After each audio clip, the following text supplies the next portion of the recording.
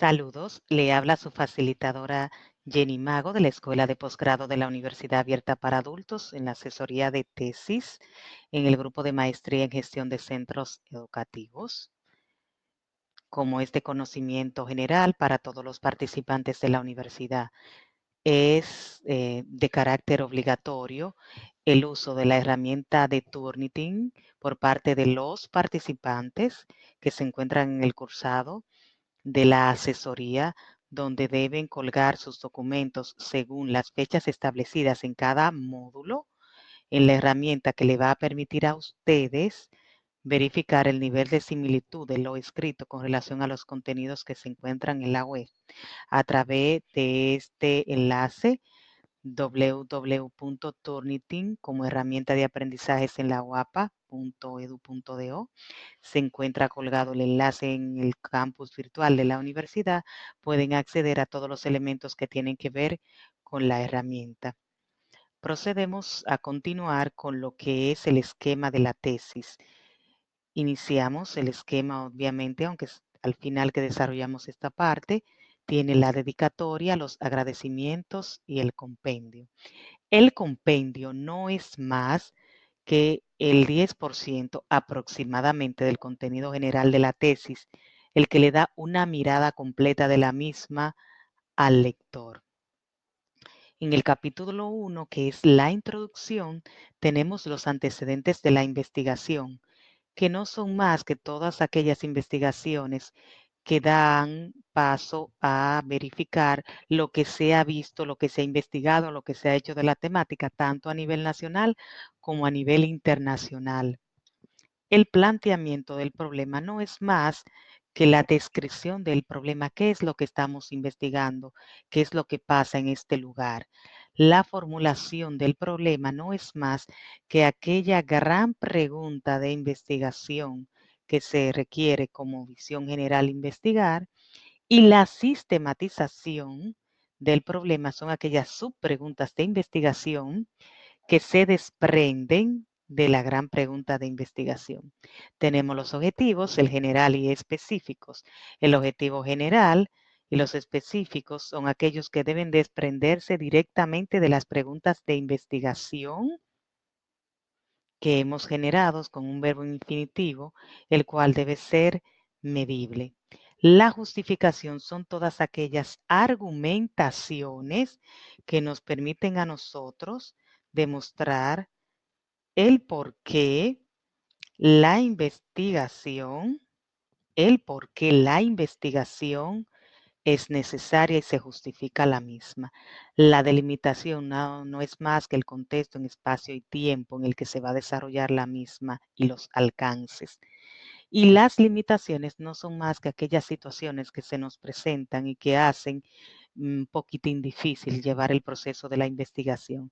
En la parte de las limitaciones, estas se completan al finalizar la misma, pues desde el inicio no sabemos todo lo que se nos va a presentar.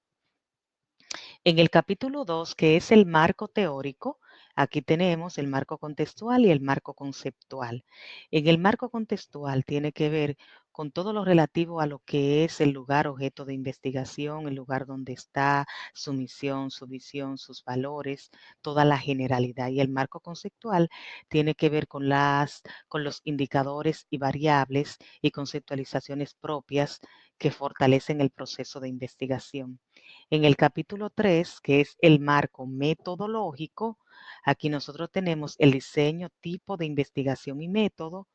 Dentro de esto, subdividido en diseño, tipo de investigación y métodos, las técnicas e instrumentos. La parte de los instrumentos, hay que recordar que antes de desarrollar los mismos, nosotros tenemos que asegurarnos de realizar lo que es la operacionalización de cada variable, de tal manera que cuando se elabore este instrumento, todas las preguntas que se hagan con relación a la investigación nos permitan dar respuesta a cada objetivo de la investigación. Tenemos la población y la muestra. Y obviamente estos entran dentro del universo. El universo no es más que toda la población del centro. Y la población es aquella que es objeto de estudio.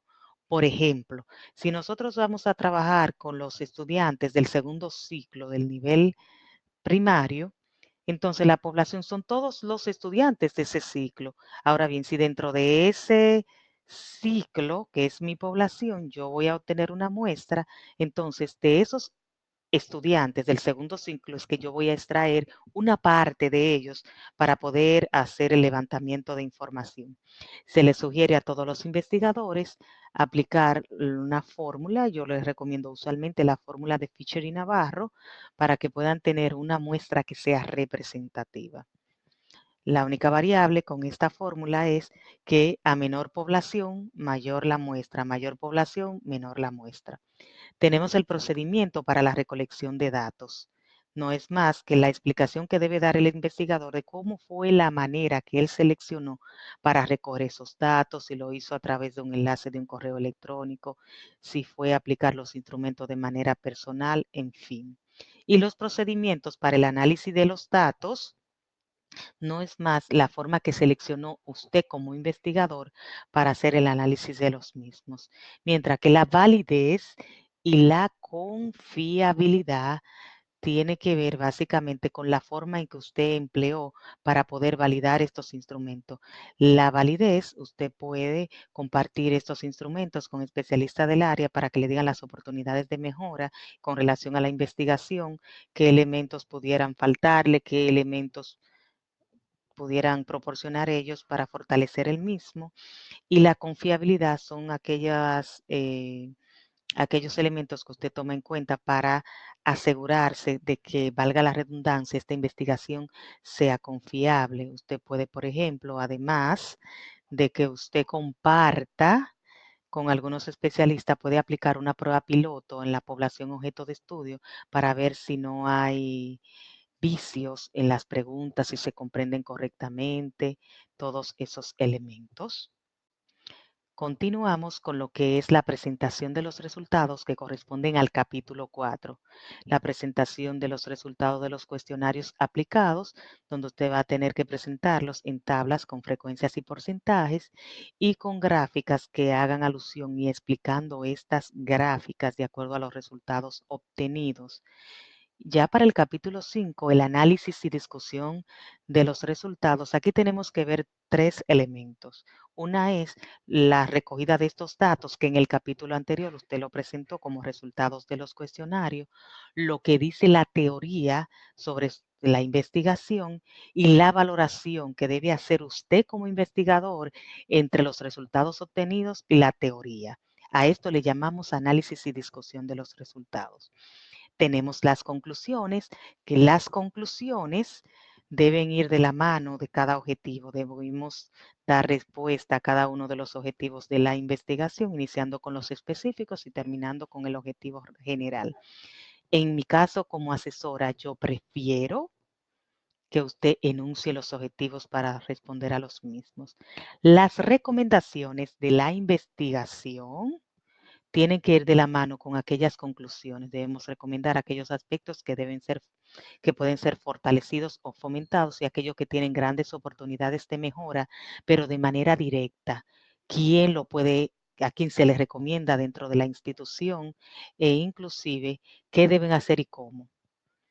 Y la bibliografía no son más que todas esas fuentes consultadas. Es importante que la bibliografía no sea exageradamente muchísima ni sea tan poquita. No podemos tener una bibliografía de un autor en las referencias que no estén citadas y no podemos tener citas que no estén referenciadas en la bibliografía. No debe existir ninguna diferencia. En los apéndices nos encontramos con el glosario, con la tabla de la operacionalización de la variable y con los instrumentos que deben estar tal cual fueron aplicados. También podemos colocar en los apéndices la carta de aceptación del centro de que nos permite hacer la investigación, porque eso nos asegura a nosotros no tener ningún tipo de inconveniente a la hora de la aplicación de los instrumentos. Con relación a las normas establecidas en los reglamentos de la universidad, tenemos la norma APA, En su sexta edición, en el curso virtual, tenemos un abstract de la norma que es bien digerible, que le puede servir bastante, pero a manera de refrescar, le comentamos que el tipo de letra establecido en la norma es Tiny Roman, tamaño 12, los márgenes 2,54 centímetros por todos los lados de la hoja, interlineado a doble espacio, de tamaño 2 para todo el texto con una única sección en las notas a pie de página. La alineación del texto, según la norma, se prefiere que sea a la izquierda. Sin embargo, en nuestro caso vamos a hacer una pequeña variable y va a estar justificado. Volviendo a lo que son los enfoques, tenemos el enfoque cuantitativo y el enfoque cualitativo. El enfoque cuantitativo usa la recolección de datos para probar hipótesis con base en la medición numérica y el análisis estadístico, para establecer patrones de comportamiento y probar teorías, como ustedes pueden ver en el esquema en la pantalla, de acuerdo a las diferentes fases. Tenemos primero la idea, el planteamiento del problema, la revisión de la literatura, la visualización del alcance de estudio, la elaboración de la hipótesis y definición de las variables, la elaboración del reporte de resultados, el análisis de datos, la reflexión de los datos, la definición y selección de la muestra y el desarrollo de la investigación, un poco parecido al esquema que planteamos anteriormente. Y continuando con el enfoque cualitativo, que utiliza la recolección de datos sin medición numérica para descubrir o afinar preguntas de investigación en el proceso de interpretación. Es importante resaltar que en la mayoría de los casos, casi en todos, tienen un enfoque cual y cuantitativo, porque utilizan ambas, el mixto. Es la combinación, como les acabo de mencionar, de ambos enfoques. Es importante externarles a los mm, externarles a los maestrantes que deben hacer uso de de la norma APA, que pueden observarla en la plataforma. Dicho sea de paso que podemos observar en la misma lo siguiente. Tenemos que podemos citar de diferentes maneras. Tenemos la cita textual, que es una cita cuando se extraen de fragmentos o ideas textuales del texto. Vamos a tener dos enfoques, que son aquellas citas de menos de 40 palabras que tienen que citarse con una sangría, al igual que básicamente las referencias del texto con el nombre del autor y el año, entre comillas, y al final con la P, que significa página, y el número de la página.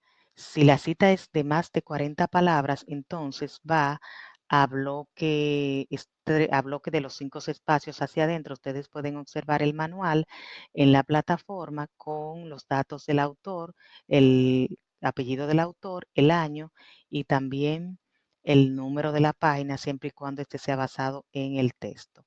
También tenemos la cita de parafraseo, que en la misma no hay que colocar las páginas, se va a tomar en cuenta si son más de 40 palabras o menos de 40 palabras y se va a colocar el apellido del autor, seguido de la coma y el año. Es importante también que le den una mirada a lo que son las reglas según el número de autores, de acuerdo a que si son 2 autores, 3 autores, 5 autores o más autores, está la regla ahí específica. Si el autor es corporativo, pues se coloca el nombre de la organización en vez del apellido, la primera se cita en el nombre completo y entre el paréntesis se indica la sigla. Si es anónimo, se coloca la palabra anónimo y se colocan los datos que establecen según la misma norma que corresponden a los demás datos del texto.